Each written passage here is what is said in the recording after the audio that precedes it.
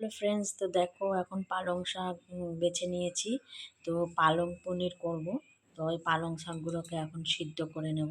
ধুয়ে নিয়েছি, তো সিদ্ধ করে তারপরে পেস্ট করব। দেখো বন্ধুরা, তো পেস্ট করে নিয়েছি। এটার মধ্যে তোমাদেরকে দেখানো হয়নি, তো এটার মধ্যে রসুন, কয়েকটা রসুন, কাঁচা লঙ্কা আর আদা বাটা দেওয়া হয়েছে। আর এই পনিরগুলো টুকরো টুকরো করে নিয়েছি, এখন তেলে ভেজে নেব। তো দেখো আমার পনির ভাজা হয়ে গেছে। এবারে হচ্ছে একটু শুকনো লঙ্কা আর হচ্ছে তোমার গোটা জিরে ফোড়ন দিয়ে দেবে। তো আমার শুকনো লঙ্কা নেই, আমি হচ্ছে এমনি গোটা জিরাটা ফোড়ন দিচ্ছি। শুকনো লঙ্কাটা একটু সেন্টের জন্য দেওয়া হয় আর কি।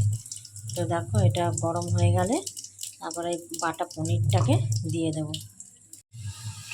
দেখো তো এখন একটু কষিয়ে নিচ্ছি। একটু নুন চিনি তোমরা আন্দাজ মতন দেবে।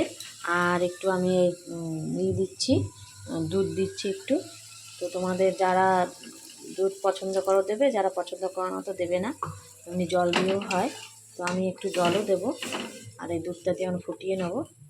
একটু ফুটে গেলে তারপরে এই পনিরটা দিয়ে দেবো। তো দেখো আমার পনির রেডি, পালং পনির রেডি। তো এখন আমি এই বাটারটা দিয়ে দেবো। আমি বাটারটা দিয়ে নামিয়ে দেবো। তো তোমরা অবশ্যই একটু নুন মিষ্টিটা দেখে নেবে বন্ধুরা। নুন মিষ্টি একটু মিষ্টি মিষ্টি ভাব হলেই ভালো লাগে রুটির সঙ্গে খেতে। তো চলো, আমার পালং পনির রেডি। তো আজকের মতন টাটা।